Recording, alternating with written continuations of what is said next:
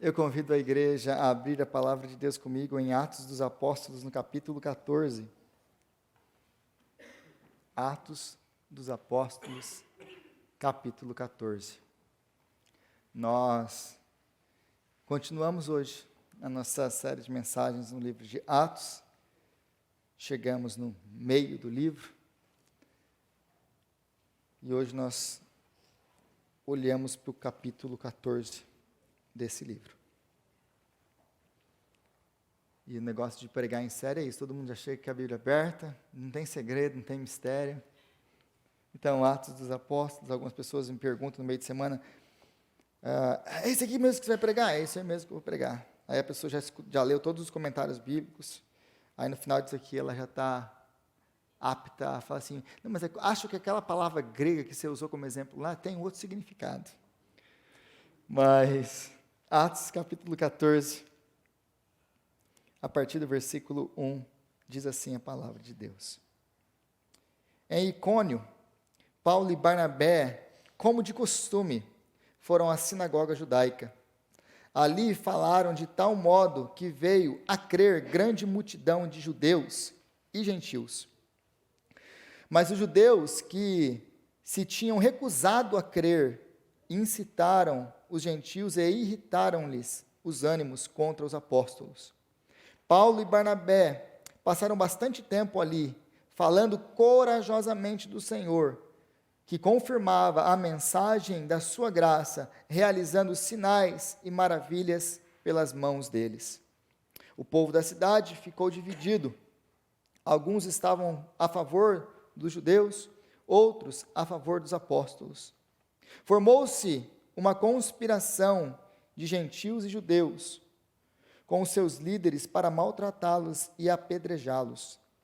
Quando eles souberam disso, fugiram para as cidades de Licaônicas e de Listra e Derbe e seus arredores, onde continuaram a pregar as boas novas.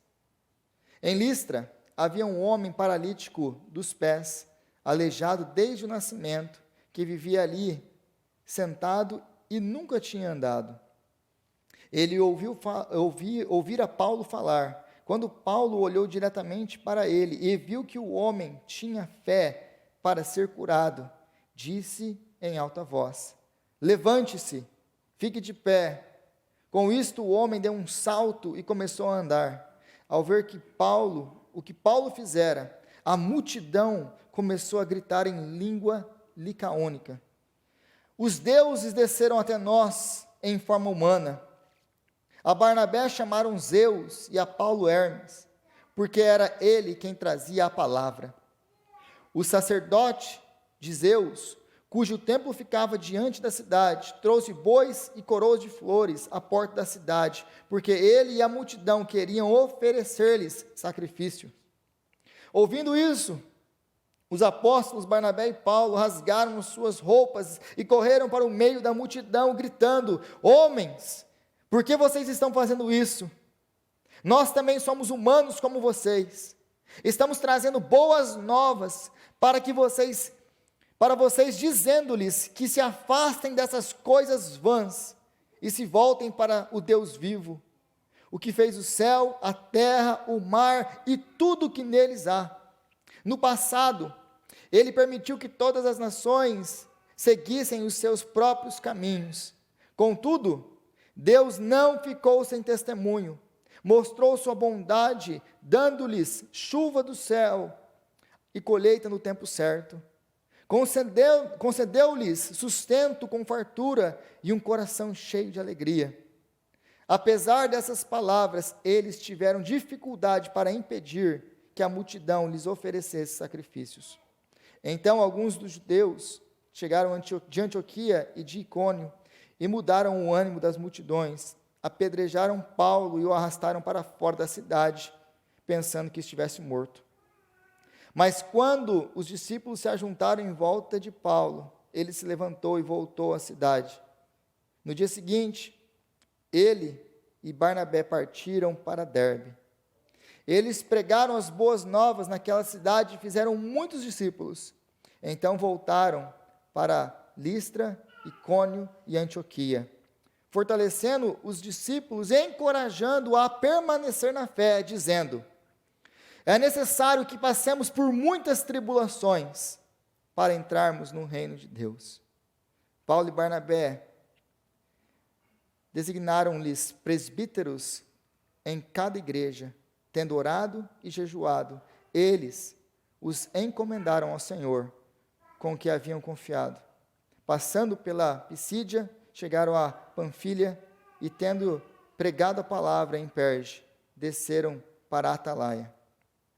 De Atalaia navegaram de volta a Antioquia, onde tinham sido comendados à graça de Deus para a missão que agora haviam completado. Chegando ali, reuniram a igreja e relataram tudo o que Deus tinha feito por meio deles, como abrira a porta da fé aos gentios, e ficaram ali muito tempo com os discípulos. Palavra do Senhor. Pai, nós te louvamos pela tua palavra, que é maravilhosa, que é santa e que é verdadeira. Agora pedimos a Ti que o Senhor venha falar conosco através da sua palavra. E que a sua palavra venha trazer renovo, consolo, transformação, exortação. Que a tua palavra venha alcançar nas nossas vidas, Pai, o objetivo dela. É o que nós oramos no nome de Jesus. Amém. Amém. Então hoje nós continuamos aí com a viagem missionária do apóstolo Paulo. Na semana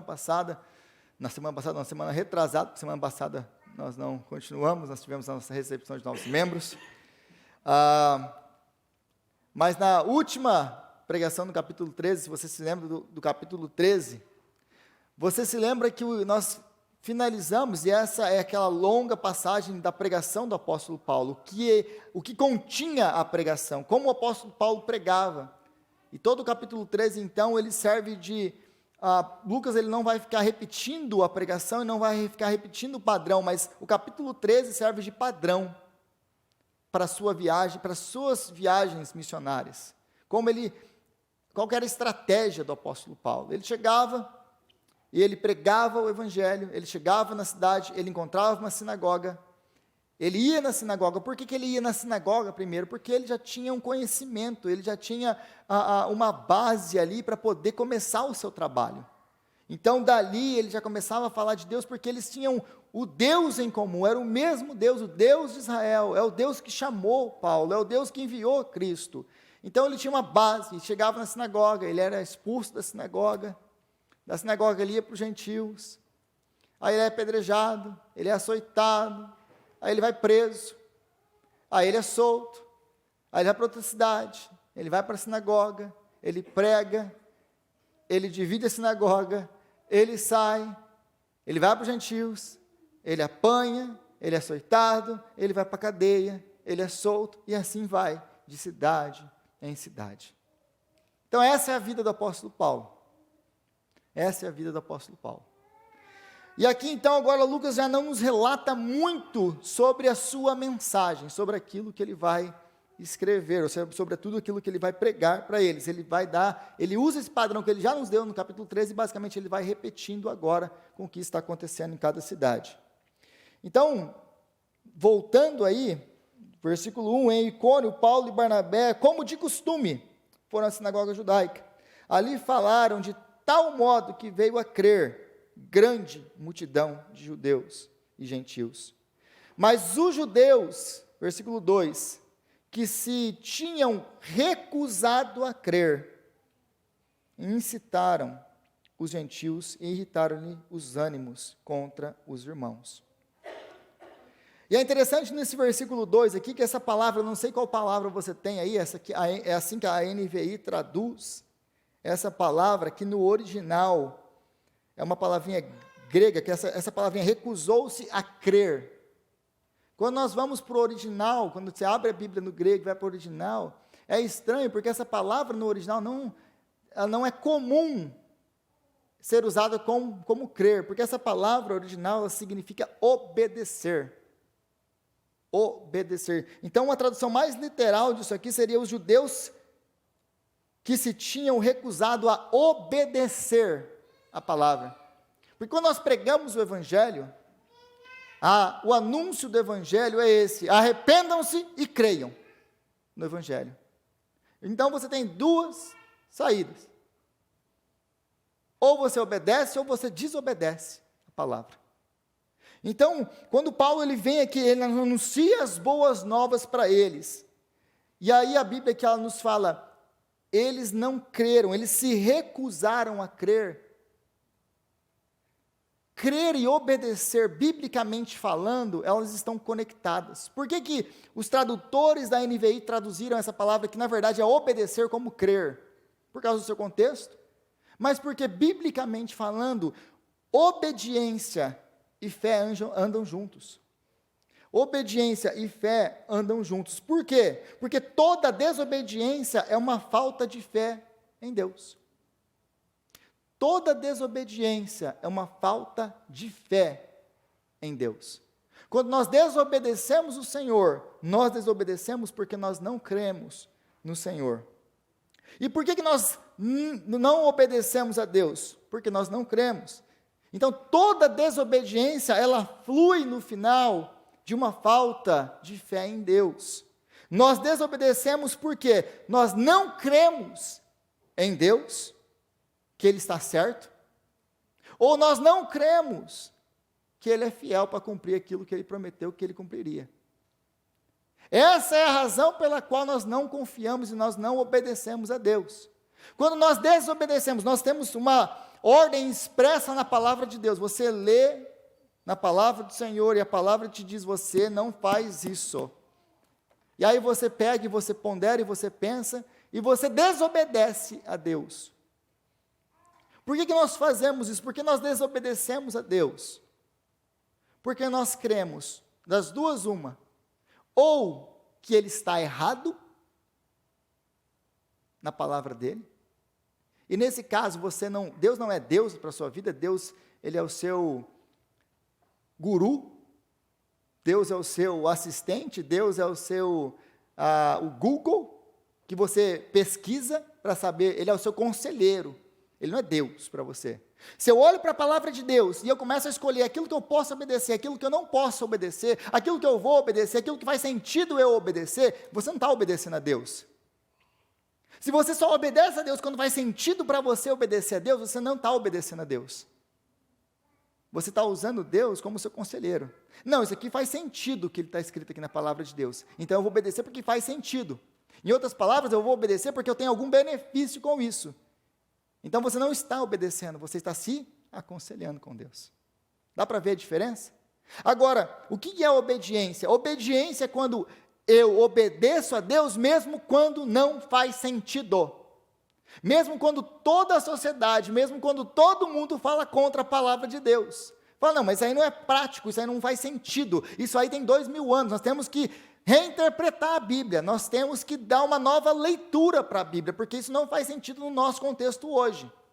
Eu tenho que adaptar a Bíblia para o meu contexto hoje. Quando nós fazemos isso, e nós então não vamos obedecer isso aqui, então nós não nos submetemos à vontade de Deus, nós somos os nossos próprios deuses da nossa própria vida, e nós nos aconselhamos com Deus, e obedecemos aquilo que é prático para nós. Então, a regra para eu obedecer ou não a Deus é o quê? Se eu vou tomar vantagem com isso ou não. Se isso aqui vai me trazer algum benefício que eu possa ver ou não. Porque se não, para que eu vou obedecer? Nesse caso, Deus não é Deus. E a sua opinião, seu raciocínio, aquilo que você acha bom, é o Deus da sua vida. Dá para entender isso? Então, quando nós desobedecemos a Deus, tudo isso flui de uma falta de fé em Deus. E nós estamos tirando Deus do lugar de Deus e nos colocando lá, nessa posição. Mas aí, a partir do versículo 3, é interessante que o apóstolo Paulo e Barnabé passam bastante tempo ali falando corajosamente do Senhor, que confirmava a mensagem de sua graça, realizando sinais, maravilhas pelas mãos deles. Mas no versículo 10, no versículo 8 ao 10, aí nós temos que a cura desse homem que é aleijado desde nascença. Ele nasceu assim. Então, conforme o apóstolo Paulo e Barnabé iam pregando o evangelho, Deus ia multiplicando sinais e maravilhas através das mãos deles. Para que ele fazia isso? Para confirmar a mensagem do evangelho, para mostrar que aquilo que eles estavam pregando é a verdade.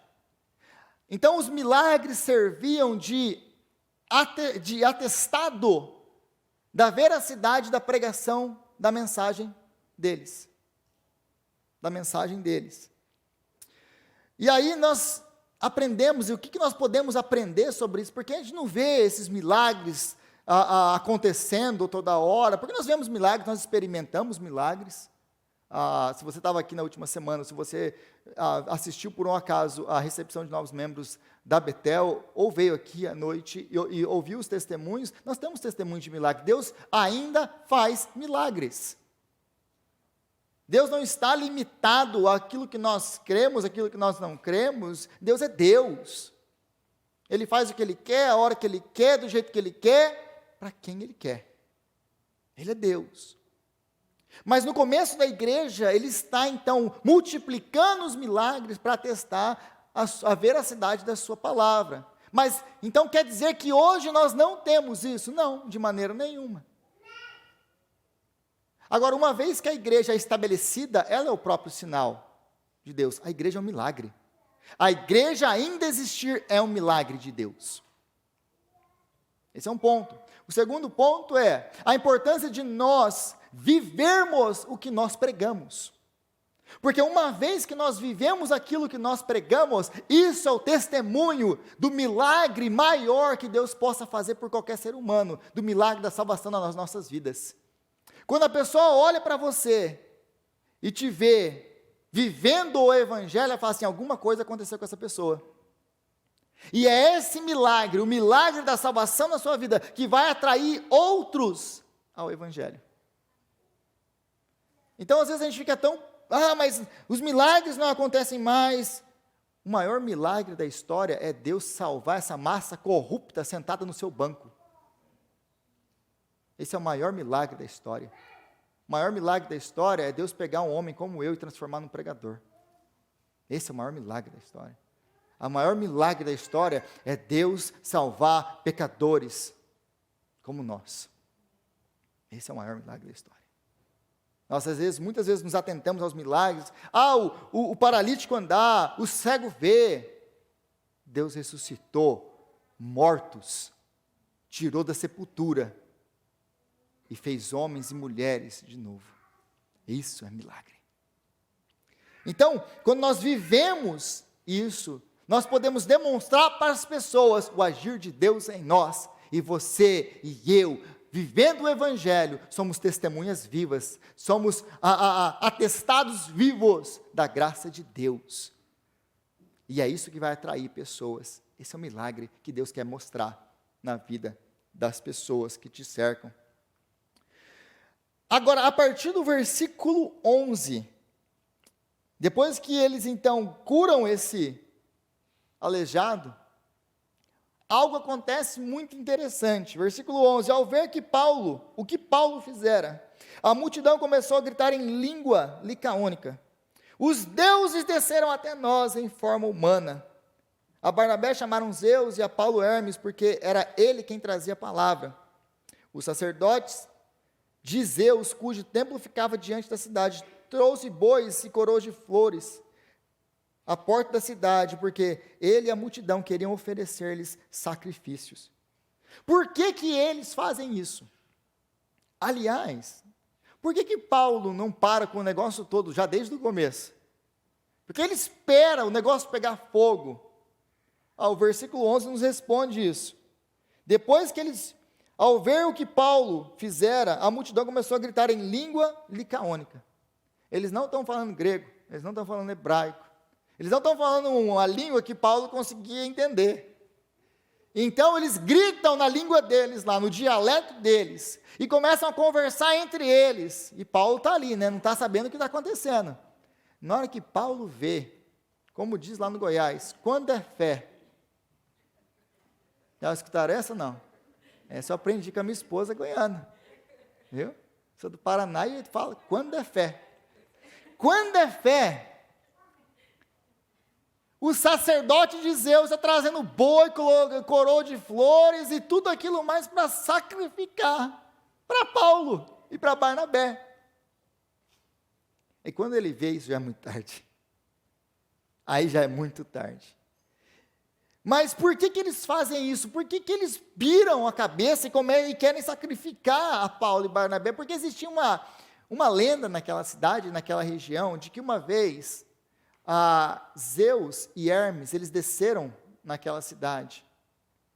E eles estavam transformados ou escondidos em figura humana. Eles se apresentaram como homens. E eles foram de casa em casa, pedindo para pessoas que os recebessem. Zeus e Hermes. Ninguém os recebe. Mas na vila, um pobre casal, um casal de velhos, os recebe. Eles então criam um templo para Zeus naquela cidade e fazem desse casal de velhos os seus sacerdotes. E eles destroem toda a cidade. Então existia essa lenda. Então, na cabeça daquele povo, toda a cidade já havia sido destruída, aquele templo estava lá por causa de tudo isso. Agora, eles estavam com medo de perder uma nova chance de receber Zeus e Hermes. É assim que eles entendem, é por isso que eles fazem o que eles fazem aqui. Eles pensam que, eles agora, de novo, como dizia a lenda, que eles estavam recebendo Zeus e Hermes no meio deles. É por isso que eles querem sacrificar Paulo e Barnabé. Sacrifícios.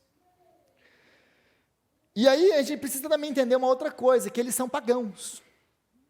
E o que é o paganismo? Talvez você não saiba o que é o paganismo. O paganismo, a doutrina, o que eles creem é que existe um Deus para tudo o que você busca. Tem o Deus da colheita, tem o Deus da prosperidade financeira, tem o Deus para ter filho, tem o Deus da felicidade, tem o Deus do amor, tem o Deus de tudo quanto é coisa que você imaginar. Então, quando você precisa de alguma coisa em especial, vamos supor que você precisa de uma boa colheita. Não, eu tenho meus campos lá e estou precisando de uma boa colheita. Eu vou lá no Deus da colheita, no templo dele, sacrifico, faço o que eu tiver que fazer, eu sei lá o que eu tenho que fazer para o Deus da colheita. Dou para o Deus da colheita aquilo que ele quer de mim, e ele, em troca, tem que me abençoar. Então, eu vou para os templos pagãos em busca da minha bênção. Então, eu vou lá, sacrifico, dou o que eles querem, e uma vez que eu fiz isso, eles são obrigados a me abençoar de volta. Era assim que eles adoravam os seus deuses. E nós precisamos entender que os deuses gregos, eles não eram diferentes dos homens. Porque eles são apenas deuses por causa da sua essência, de quem eles são, do que eles são feitos, da sua essência, que são diferentes do homem. A única coisa que fazia diferença entre os deuses e os homens. Porque eles são seres iguais aos homens, seres imorais, com um monte de briga entre eles, é filho, é não sei o quê, aquela briga entre os próprios deuses. Então não são pessoas, seres diferentes dos homens. E eles estão também seres indiferentes à humanidade, eles não estavam nem aí para a humanidade. Então, se você queria alguma coisa dos deuses, você tem que sacrificar para eles. Essa é a mentalidade pagã. Eu vou no templo, sacrifico para eles, para ter o que eu quero, esses deuses não se importam comigo, esse Deus não é diferente de mim, ele é corrupto, ele é imoral, igualzinho eu. Então, eu posso viver do jeito que eu quero, fazer o que eu quero, não tem distinção moral. A única coisa que faz eles serem deuses é a sua essência e o seu poder. Eles são seres poderosos. Era isso. Não existia perfeição moral. Dito tudo isso, a gente começa a entender por que o apóstolo Paulo ele precisa contextualizar a sua mensagem, por que ele prega do jeito que ele prega. Porque diferente do capítulo 13, por exemplo, como que o apóstolo Paulo ele prega aqui? Versículo 15 ao versículo 17. Se você estiver aberto aí, homens, por que vocês estão fazendo isso? Nós também somos humanos como vocês, estamos trazendo boas novas para vocês, dizendo: se afastem dessas coisas vãs e se voltem para o Deus vivo, que fez o céu, a terra, o mar e tudo o que neles há. No passado, ele permitiu que todas as nações seguissem os seus próprios caminhos. Contudo, Deus não ficou sem testemunho, mostrou sua bondade, dando-lhes chuva do céu e colheitas no tempo certo, concedendo-lhes sustento com fartura e um coração cheio de alegria. Diferente da sua pregação anterior, Paulo agora ele não cita um único versículo do Antigo Testamento. Por quê? Porque eles não conhecem nada de Antigo Testamento. Eles não sabem quem é o Deus do Antigo Testamento. Eles não conhecem Yahvé. Então, se o apóstolo Paulo chega lá apresentando como ele chega nas sinagogas, que efeito ele teria? Nenhum. Contudo, ele começa a partir da onde eles conhecem. E essa é a importância de nós pregarmos o Evangelho, partimos a pregação do nosso Evangelho de uma base comum. Porque muitas vezes nós queremos empurrar Jesus goela abaixo as pessoas e nós não entendemos por que as pessoas não querem receber a mensagem. Porque elas partem de pressupostos diferentes, de bases diferentes, elas não conhecem nem quem é Jesus. E aí a gente não entende por que a nossa mensagem não é efetiva, porque nós estamos usando a metodologia incorreta. E o apóstolo Paulo, ele não comete esses erros como nós cometemos. Ele não chega para eles apresentando o Deus do Antigo Testamento que ninguém conhecia. Ele começa a partir daquilo que eles conhecem, os deuses pagãos que eles conhecem. Eles começam a falar da revelação natural. É o que ele faz também em Romanos capítulo 1. Ele começa então falando daquilo que eles podem ver, viver e sentir. Por exemplo, eles acreditavam, eles atribuíam essas coisas que ele vai nos dizer aqui no versículo 16, 15. Estamos trazendo boas novas para vocês, dizendo-lhes que se afastem dessas coisas vãs e se voltem para o Deus vivo. Versículo 16, no passado ele permitiu que todas as nações seguissem os seus propósitos, o seu próprio caminho. Contudo, versículo 17, Deus não ficou sem testemunho, mostrou sua bondade, dando-lhes chuva do céu e colheitas no tempo certo, concedendo sustento com fartura e um coração cheio de alegria. Essas coisas que eles atribuíam aos deuses, chuva no tempo certo, colheita com fartura, eles atribuíam aos deuses, eles pensavam, eu vou no templo pagão, eu faço um sacrifício, eu faço aquilo que eu tenho que fazer, e os deuses vão me abençoar. O apóstolo Paulo, ele ataca de frente a teologia deles, e fala, isso que vocês acreditam que os deuses estão fazendo, não são os deuses que estão fazendo, é o Senhor. Ele é o Criador dos céus e da terra, é Ele que sustenta vocês, mesmo que vocês nem conheçam. No passado, Ele deixou que cada nação andasse o seu próprio caminho, mas não é mais assim. Por causa do advento de Jesus Cristo, agora Deus está chamando todos ao arrependimento, todos a reconhecerem que Ele é Deus e não existe outro. Então Ele vai de frente com a teologia deles, falando assim, isso que vocês acreditam, é uma mentira. Não existe essa troca que vocês querem dar com Deus. Deus não é um Deus de troca. Quando vocês ainda não o conheciam, Ele também já dava chuva para vocês no tempo certo. Ele já dava comida com fartura. Ele já enchia o coração de vocês de alegria. Ele já cuidava de vocês e vocês nem o conheciam. Nem o conheciam. Então o apóstolo Paulo ele vai e ataca diretamente a teologia deles. E aí ele exclama para eles, se afastem dessas coisas inúteis. Vocês estão querendo fazer para nós, oferecer sacrifício para nós, pensando que nós podemos retribuir, dar para vocês alguma coisa, que existe um tipo de troca conosco. Mas nós estamos pregando exatamente o oposto disso para vocês. Se afastem dessas coisas inúteis. Então eles acreditam que são os ídolos que dão a eles aquilo que eles precisam ou aquilo que eles querem.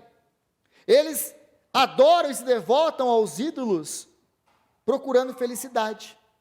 Porque eles pensam que a felicidade vem da adoração a esses ídolos. Mas o apóstolo Paulo, ele vai então destruir todo esse sistema de troca e barganha que existe com eles.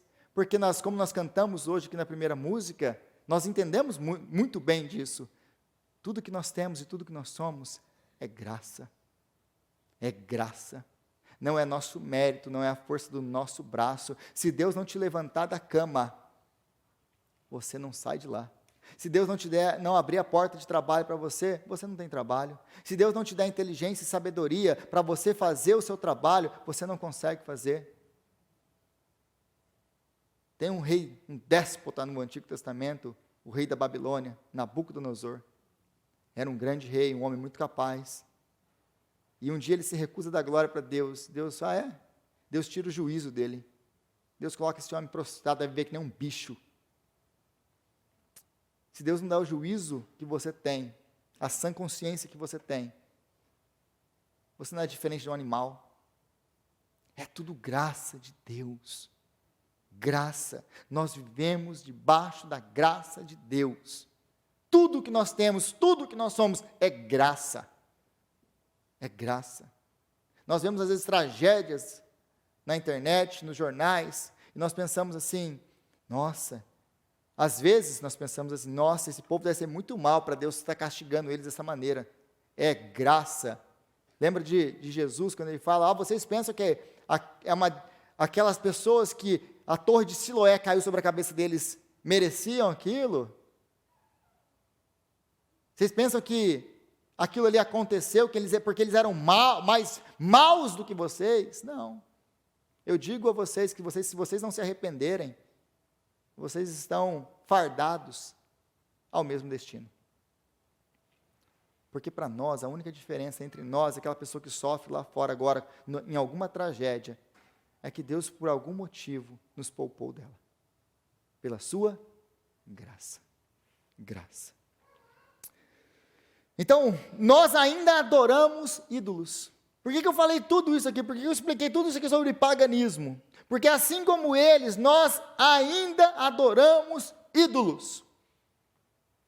Nós ainda adoramos ídolos. Nós fazemos de coisas e pessoas os nossos deuses e cremos que eles são o que nos dão felicidade e que nos completam. Nós vivemos fazendo de coisas e de pessoas deuses para a nossa vida. E nós pensamos que essas coisas nos completam, que nos dão felicidade. Se eu tivesse aquela casa. Se eu morasse naquele lugar. Se Deus me desse essa bênção. Se Deus me desse um marido, se Deus me desse uma esposa, se Deus me desse filhos. E as coisas, note que eu não estou falando nada pecaminoso aqui. Mas nós temos a capacidade de fazer de coisas boas ídolos para nossas vidas e colocar essas coisas boas no lugar de Deus. Esses somos nós, uma fábrica de ídolos. Nosso coração é uma fábrica de ídolos. E ainda, muitos de nós vamos à igreja como se estivéssemos indo a um templo pagão, buscando fazer trocas com Deus. Porque a gente pensa, nossa, que povo mais primitivo, que povo mais ignorante. Vai lá no templo oferecer um sacrifício, fazer isso, uma troca, querer dar para receber.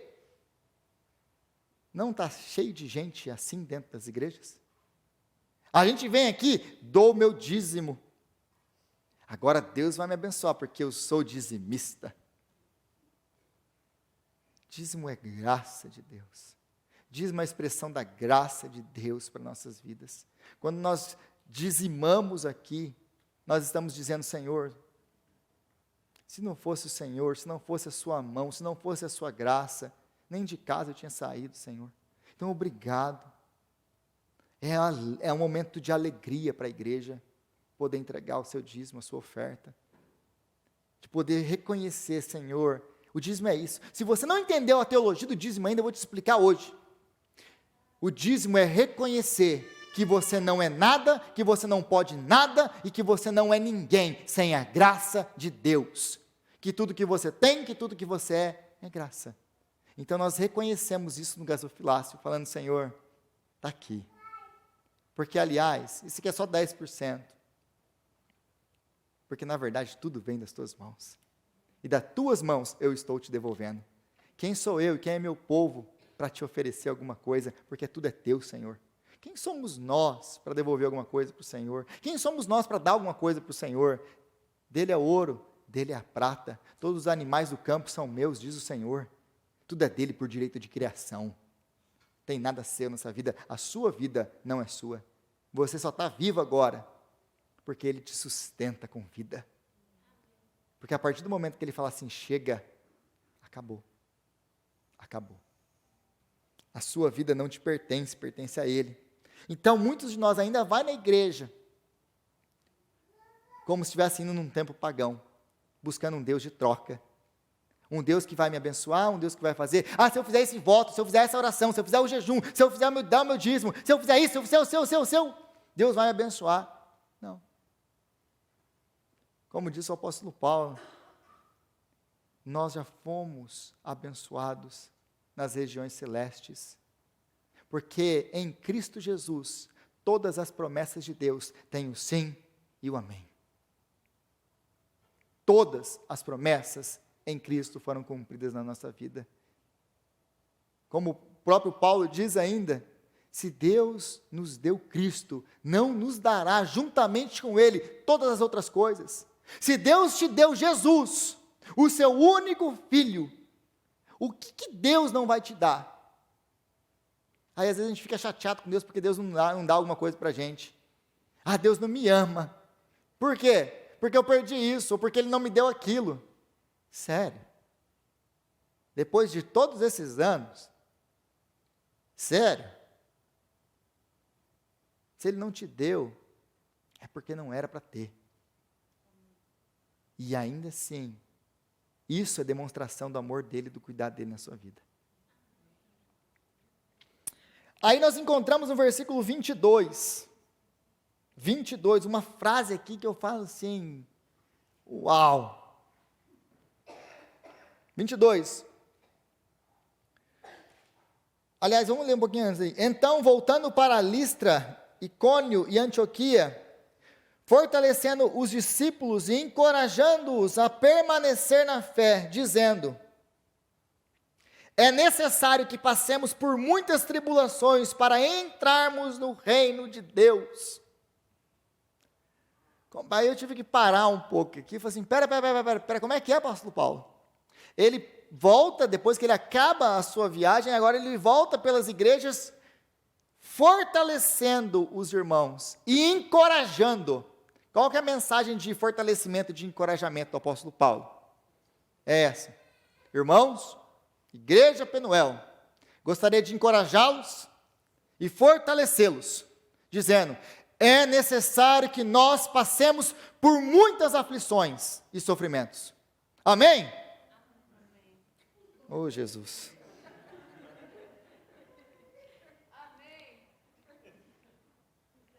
É mais ou menos assim. Porque quando a gente olha um negócio desse, é essa a nossa resposta, misericórdia, Senhor. Que palavra de encorajamento é essa? Se essa aí é a palavra de encorajamento, eu não quero nem ver o que é exortação na igreja de Paulo. Aí vocês acham que eu sou duro. Né, Felipe? Cadê o Felipe? Está dando aula para as crianças? Eu não vou lá, para que eu vou lá de manhã ver você escutar? Para apanhar, não, para apanhar de um ângulo diferente. De um texto bíblico diferente.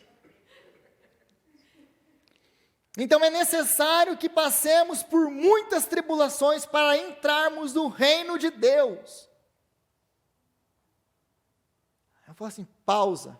Espera aí, Paulo, deixa eu ver se eu entendi isso aqui direito. É necessário passar por muitos sofrimentos, por muitas tribulações? Sim. Isso para você. Aí vamos para Tiago, na sua carta. Tende por motivo de grande alegria. Agora outra, vou chamar, mandei o apóstolo Paulo embora, vocês não gostaram muito dele, vou chamar agora Tiago, para pregar para vocês. Aí Tiago começa a pregação dele assim, irmãos, da igreja Penuel, tende por motivo de grande alegria, o passardes por muitas aflições, por muitos sofrimentos. Mas espera aí. Quantas vezes a gente vai ter que sofrer nessa vida? Aí você começa a ver que esse é um tema central no Novo Testamento. Central no Novo Testamento. O porquê? Por que nós temos que passar por essas aflições? Primeira coisa que a gente precisa entender aqui, antes da gente entender o porquê, a gente precisa entender o que Paulo não está dizendo. Paulo não está dizendo que são os nossos sofrimentos a razão de nós sermos salvos. Paulo não está dizendo isso. Amém, igreja? Amém. Nós não estamos pagando os nossos pecados através dos nossos sofrimentos, como algumas pessoas creem. Nossa, minha irmã, que deserto é esse que você está passando, hein? Você deve ter sido muito má na outra vida. Eu falo assim, esse é o povo crente. Gente, vocês estão na risada? Eu encontro umas coisas dessa. Nossa, que luta que eu estou passando, pastor. Nossa, eu devo ter feito uma coisa muito errada na outra vida. Esse momento é aquele momento que já não sabe mais o que falar, né? Então, o que o apóstolo Paulo está falando aqui, é necessário que passemos por muitas tribulações para entrarmos no reino de Deus. Eu quero dizer, antes de qualquer outra coisa, que ele não está falando que você paga pelos seus pecados, que quando você está sofrendo porque você está pagando os seus pecados. Aliás, algumas vezes está sofrendo porque você toma decisões erradas mesmo, porque você é cabeça dura, desobediente, não escuta as pessoas, aí você está colhendo o fruto daquilo que você plantou. Nesse sentido, isso é verdade. Mas muitas vezes nós passamos por sofrimentos que nós não entendemos. E nós nos entristecemos por causa disso. Mas o apóstolo Paulo, ele nos exorta, é necessário que nós passemos por eles. Por que é necessário passar pelos sofrimentos? Pelo menos por duas razões. Os sofrimentos, eles vão revelar a quem nós servimos. Por que nós precisamos passar pelos sofrimentos? Porque os sofrimentos revelam quem nós servimos. Isso vai nos levar a dois caminhos possíveis. Primeiro, ou você vai se afastar de Deus, porque aí você passa pelos sofrimentos, aí você passa por aquilo que te tirou. O que é sofrimento? É quando nós perdemos coisas que nós amamos. Sejam elas pessoas, sejam elas coisas materiais. Nós sofremos quando nós perdemos coisas. Então, quando nós sofremos, tem dois caminhos. Quando nós perdemos coisas, tem dois caminhos. Ou essas coisas vão nos afastar de Deus. Por quê? Não, porque eu perdi isso. Eu perdi isso. Então, se eu perdi isso, do que me adianta servir a Deus? Do que me adianta estar na igreja? Do que me adianta ser fiel a Deus? Já falei inúmeras vezes, eu vou continuar repetindo isso para você. Se essas coisas te afastam de Deus, é porque você nunca serviu a Deus. Você servia essas coisas. Deus era apenas um objeto para você ter aquilo que você ama. Ficou claro isso? Então, quando o sofrimento nos afastam de Deus, por causa de alguma coisa que nós perdemos, ou deixamos de ganhar, é porque nós amamos mais essas coisas do que nós amamos a Deus. O segundo caminho que você pode ter, é o caminho oposto desse, que é quando os sofrimentos vão te levar para Deus. Quando os sofrimentos vão te levar para buscar a Deus mais intensamente. E graças a Deus por isso, porque tem um povo aí na reunião de oração, né, Marina? Que vem mesmo, e Deus é isso aqui mesmo, ó, que passa por sofrimentos, que passa por lutas, mas que não deixa de estar aos pés do Senhor. Porque nós precisamos dele. E os sofrimentos vão revelar essas coisas. Mas, em segundo lugar, os sofrimentos vão nos trazer a santidade e a transformação. Por quê? Porque os sofrimentos nos purificam e nos fazem confiar mais em Deus. Porque eles vão deixar claro para nós a nossa incapacidade, a nossa vulnerabilidade, nós não podemos fazer nada no meio dessas coisas. Tem coisas que acontecem conosco, que a gente olha assim e a gente pensa, tá, eu faço o que agora? A gente não tem saída. Então os sofrimentos, por que nós precisamos passar pelos sofrimentos? Porque os sofrimentos vão nos esfregar na cara a nossa incapacidade e vulnerabilidade diante do Senhor. Fala, Deus, e eu vou correr para Ele, fala, Senhor, se o Senhor não fizer nada, eu não tenho a condição de fazer, não tem nada que eu possa fazer, Senhor. Então, ou Ele te afasta de Deus, ou Ele te joga para dentro de Deus, e Ele vai te humilhar. Os sofrimentos nos humilham, porque aí a gente vê quem nós somos, frágeis, necessitados, sem poder nenhum. Os sofrimentos vão fazer isso nas nossas vidas. E qual que é o resultado disso? Por que é necessário? Por que Tiago diz, tende por grande alegria o passar por todos esses sofrimentos? Por quê? Porque isso vai nos levar a um caráter transformado e uma vida feliz e satisfeita no Senhor. Como assim, Rodrigo? Sofrimento, tudo que o sofrimento não faz, é me levar a uma vida feliz. Exatamente o contrário. Porque a matemática do reino de Deus é muito diferente da nossa matemática. Porque os sofrimentos vão nos tornar humildes, pacientes, mansos, corajosos, confiantes, e a uma vida de oração e dependência de Deus e da comunhão dos irmãos. Quando nós passamos por sofrimentos, os sofrimentos eles nos humilham, nos mostram como nós somos frágeis, incapacitados. Esses sofrimentos eles vão nos deixar humildes, pessoas humildes. Vão nos deixar pessoas mais pacientes para passar pelo meio das tribulações. A gente vai ter que confiar em Deus, não tem outra... Ou você confia, você vai ficar aí quieto, paciente no Senhor. Isso vai te deixar mais manso. Mas isso vai te dar também uma coragem de poder passar por toda e qualquer circunstância com o Senhor. Isso vai deixar você uma pessoa confiante de que o Senhor está com você em toda e qualquer circunstância. Isso vai te levar a uma vida de oração, porque se no meio da bênção a gente não ora, se tem uma coisa que a gente faz quando a gente está passando no meio da tribulação, é orar. É orar. Quando o negócio está ruim, gente, aí a gente coloca a boca no pó e fala, Senhor, tem misericórdia de mim. Agora, na bênção é completamente diferente. Na bênção a gente já vai tomando um outro caminho. Então, o sofrimento vai levar essa vida transformada, que vai nos levar à comunhão com Deus e à comunhão com os irmãos. Por quê? Porque eu vou olhar o meu irmão e eu não vou me achar melhor que ele quando ele estiver sofrendo. Porque a nossa tendência, quando está tudo bem, quando eu estou bem, minha carreira está bem, eu tenho dinheiro, e eu estou fazendo ali, estou me achando a última bolachinha do pacote, eu olho para o meu irmão e falo assim, não, está sofrendo porque é um incompetente, está passando por causa disso aí porque não sabe administrar as coisas. E a gente começa a olhar para as pessoas, nos comparar com as pessoas, quando a gente está bem, e pensar que a pessoa está passando o que ela está passando, por algum motivo que é encontrado nela, e que ela é uma pessoa terrível e você é uma pessoa maravilhosa. Não, está sofrendo porque tem que sofrer mesmo, para largar a mão de ser besta. A gente se acha bons. Então, nós vivemos numa cultura e num século que é completamente contra esse negócio, essa ideia de sofrimento. Só de pensar em sofrer, a gente já fala, misericórdia. Senhor, tem misericórdia de mim. Você não está vendo essa luta aqui? Não, Senhor, não estou vendo. Aliás, foi eu que mandei. Não só estou vendo quando eu fui. Quando Jesus pega os discípulos dele e fala assim, vamos atravessar o mar, vamos para o outro lado do lago, e vem aquela tempestade terrível que eles passam lá, quem que levou eles para o meio da tempestade?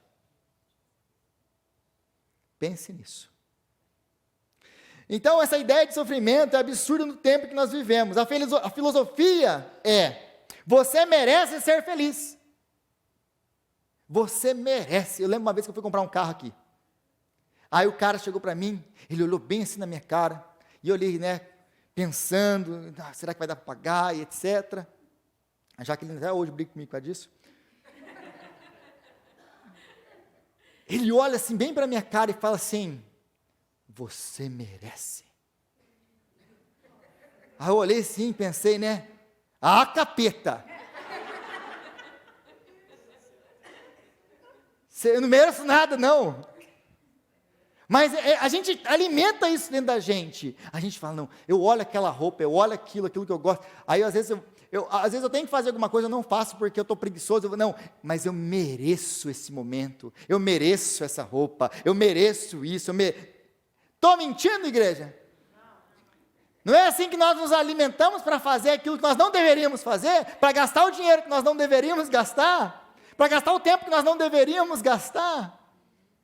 Eu mereço, nós trabalhei tanto essa semana, eu também sou filha de Deus, eu sei, eu sou feito do mesmo material que vocês.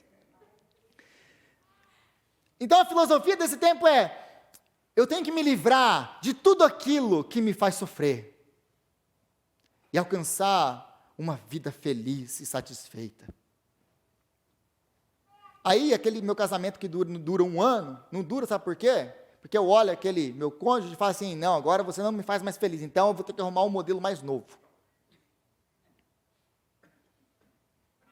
Então se eu tenho que me livrar de tudo o que não me faz feliz, dentro da minha casa já começa ali, a primeira briga não dá tempo, não tem como a gente se manter junto. Por quê? Porque isso não me faz feliz, porque é essa a mentalidade desse tempo. Agora, o problema de tudo isso é que isso vai gerar em nós completamente o oposto daquilo que nós pensamos que nós vamos ter, felicidade. Por quê? Olha a matemática. Porque quando essas coisas todas são tiradas, que aquilo que te faz sofrer, aquilo que te torna uma pessoa mais humilde, mansa, uma pessoa quebrantada, uma pessoa com mais comunhão com o Senhor, com mais paciência com os irmãos, você vai se tornar uma pessoa arrogante. Você vai se tornar uma pessoa que se acha boa, uma pessoa que se acha que você tem o que você tem pelos seus próprios esforços. Aí essas coisas que você pensa que vai te trazer felicidade, vai te trazer só dor de cabeça. Porque agora você vai julgar as pessoas, você não vai mais amar as pessoas. Isso vai te afastar de Deus, porque você não... Para que eu preciso orar? Para que eu preciso orar? Eu tenho tudo. É por isso que liberal não ora, eles meditam, né? Eu vou meditar aqui. Porque não precisa, para que serve Deus? Deus não serve para nada. Então essas coisas, em vez de nos trazer para Deus, vão nos afastar de Deus. Essas coisas que nós queremos nos livrar dos sofrimentos, não quero passar por sofrimento, não quero passar por luta. Ah, é? Mas Deus nos chamou para passar por essas coisas, porque essas coisas são as coisas que vão nos transformar à imagem de Jesus Cristo. Então, quando nós nos livramos de tudo aquilo que tira a nossa felicidade, nós nos tornamos pessoas autossuficientes, arrogantes, orgulhosas, incapazes de sofrer, e de sofrer com os outros, ou de nos decepcionar, e nos afasta de Deus e das pessoas, porque nós nos achamos melhores do que eles. É isso que a filosofia do século 20 e 21 fazem. Agora, os nossos sofrimentos servem de testemunho para Deus e para a glória dele. Porque se passamos pelos sofrimentos como todos os outros, qual a nossa diferença? Se nós passamos pelo meio dos sofrimentos como todo mundo responde aos sofrimentos, qual que é a diferença do crente e do não crente? Você vai no velório, por exemplo, de um crente e vai no velório do não crente. Existe diferença? Demais. Existe dor no lado do crente? Existe. Mas o que existe no lado do não crente? Desespero. Porque morreu o crente, a gente se entristece? Se entristece. Mas no final ele está ainda melhor que nós. Porque ele foi para a glória. E ele estará com o Senhor para sempre. E essa é a nossa esperança. Nós somos um povo que tem esperança, mesmo em meio da morte. Aliás, o que conquistou o século, todo o Império Romano no primeiro século? Como eles passavam pelos sofrimentos. Quando as pessoas viam os primeiros cristãos sofrendo nas arenas, morrendo com a coragem, a ousadia que esses homens e essas mulheres tinham, isso conquistou todo o Império Romano. Então, como nós respondemos ao sofrimento dessa vida, vão dar testemunho e glória para Deus. Se nós passamos pelos sofrimentos como qualquer outra pessoa passa, qualquer outra pessoa que não conhece a Deus passa, qual que é a nossa diferença? Que esperança é a nossa, diferente da deles? O que temos nós de diferente? Nada. Nada. Porque se nós esperamos para Deus apenas para essa vida, nós somos os mais miseráveis de todos os homens, como diz o apóstolo Paulo. Mas a nossa esperança vai muito além dessa vida, porque nós temos uma esperança viva. E para finalizar, Jesus é o nosso modelo de sofrimento e de esperança, porque Jesus sofreu para que nós pudéssemos ser mais parecidos com Ele. Jesus sofreu para que eu e você pudéssemos ser mais parecidos com Ele. Ele sofreu para nos aproximar de novo de Deus e uns dos outros. Ele morreu para nos fazer família. Jesus tomou sobre Ele o único sofrimento que poderia nos destruir, a ira de Deus. Todos os outros sofrimentos que você possa passar nessa vida, nenhum deles pode te destruir. Porque o máximo que a morte, o maior dos nossos inimigos, pode fazer conosco é nos levar para a glória. Então, o que podem fazer os nossos sofrimentos? Nada.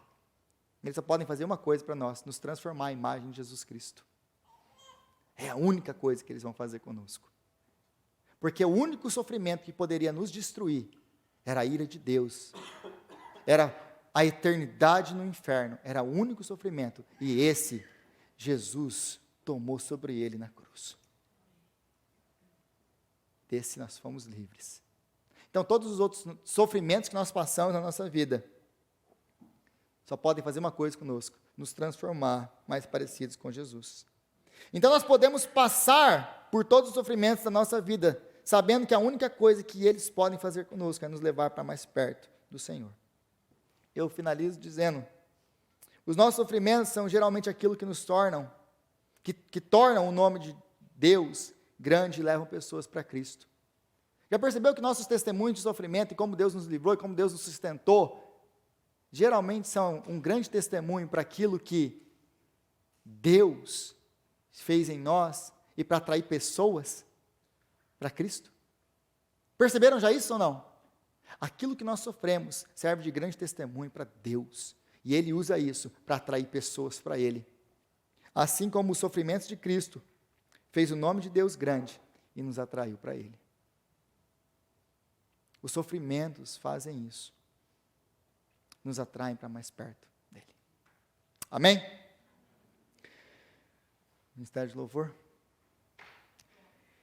Senhor, nós te agradecemos pela sua palavra, que é viva e verdadeira em tudo que ela afirma. E obrigado pela exortação da sua palavra, Senhor, e das palavras de encorajamento que nós encontramos aqui, da boca do teu servo, o apóstolo Paulo. Nos ajuda, Pai, a viver agora a sua palavra, e enfrentarmos com coragem, com ousadia, com humildade, a carreira que nos é proposta junto com o Senhor. Então, Pai, dá-nos graça, Senhor, para viver a sua palavra.